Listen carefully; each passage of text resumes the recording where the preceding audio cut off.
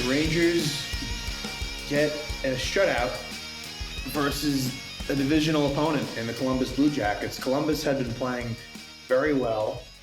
A team that wasn't really expected to do a whole lot this season, but has always been a hardworking team and a tough team to play against with good goaltending.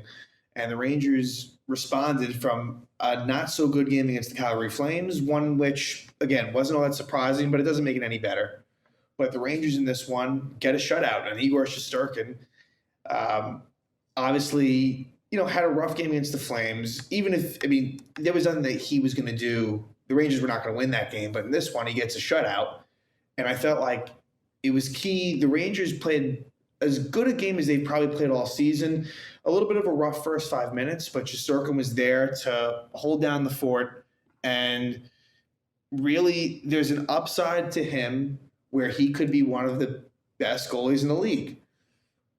We'll see if that comes to fruition, but I really like what I've seen from him so far this season.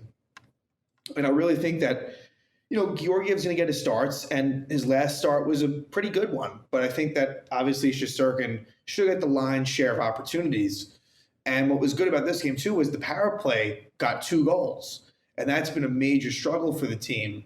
So a lot of key sort of checkpoints in this game, and heading now on the West Coast for a 4-game trip where they'll go from Seattle, so it'll be their first game against the Kraken, to Vancouver, and then they will play Edmonton and Calgary.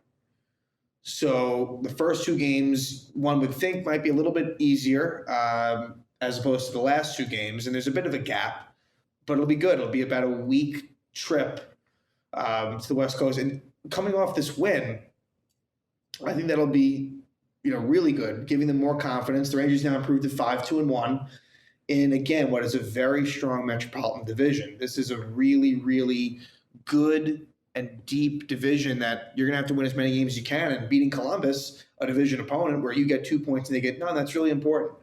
And the Rangers will have to really make sure of that in those divisional games to not only win, but to win in regulation, which is what they did in this case. But yeah, like I said, Rangers get off to a little bit of a slow start, first 5 minutes, but then they settle in. They really got a lot of chances. And what I should also mention, Ryan Reeves, he will be out for a little bit. It doesn't sound like it'll be long-term, but I think he's going to make the trip, the West Coast trip. But I don't suspect he'll play, maybe at the tail end, but I don't think he'll be out too long, but he'll probably miss the next few games. And so Kakko is back. This was his first game back. And so now you have Kakko in and Reeves out. And then McKegg replaces Gauthier, which isn't a surprise because if Gauthier is not going to play in the top 3 lines, I suppose you'd rather have McKegg who kills penalties. Look, I'm not a big fan of Greg McKegg, and ideally he wouldn't be playing night in and night out, but I understand that decision. And the defense has stayed the same ever since game 2, where Tenorti played game 1.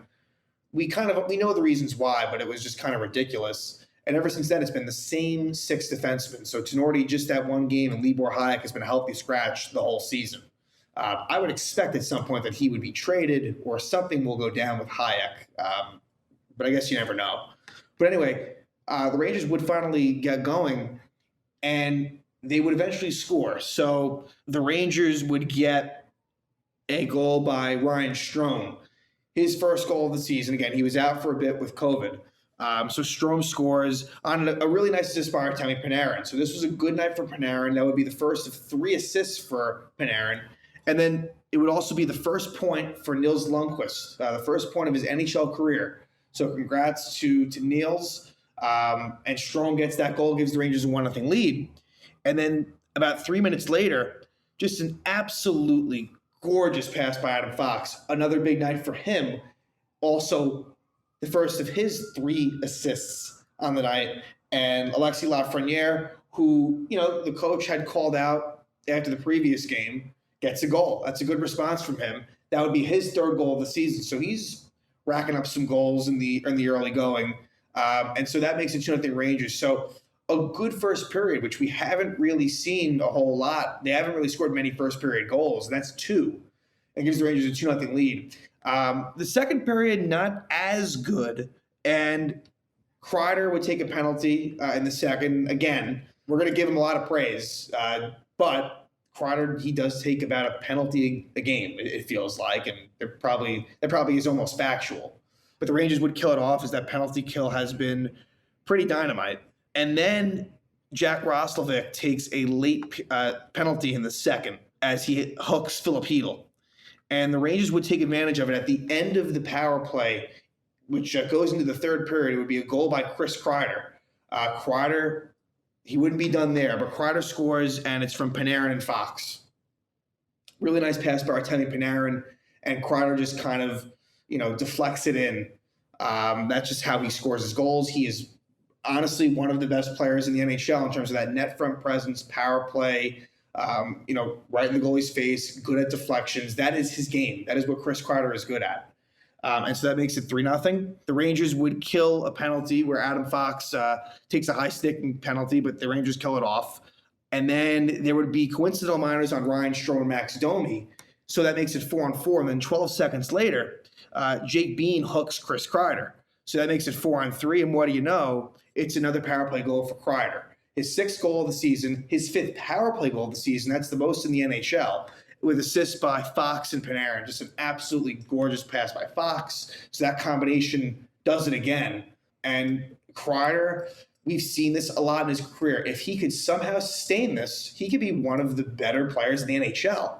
But he's very streaky. So that's why, I'm hesitant. But, hey, as long as he's going hot, no reason to be pessimistic about what the future might hold. So Kreider, with those 2 goals, both in the power play, Fox 3 assists, Panarin 3 assists, Shesterkin gets the shutout. Ranger penalty kill was 3 for 3 as they would kill off a Barclay Goodrow penalty in the third.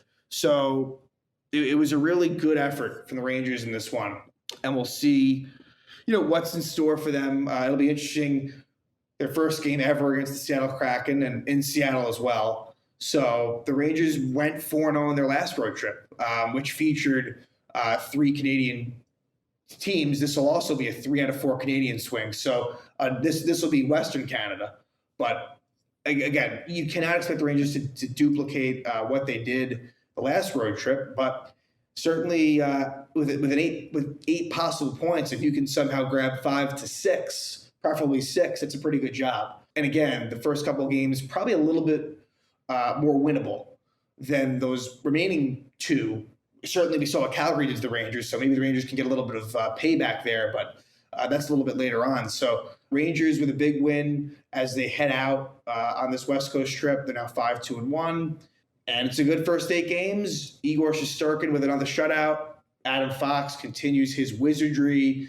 Maybe Panarin's getting going. Kreider really good at the power play. So a lot of good things going for the team, and we will see how things go on this road trip.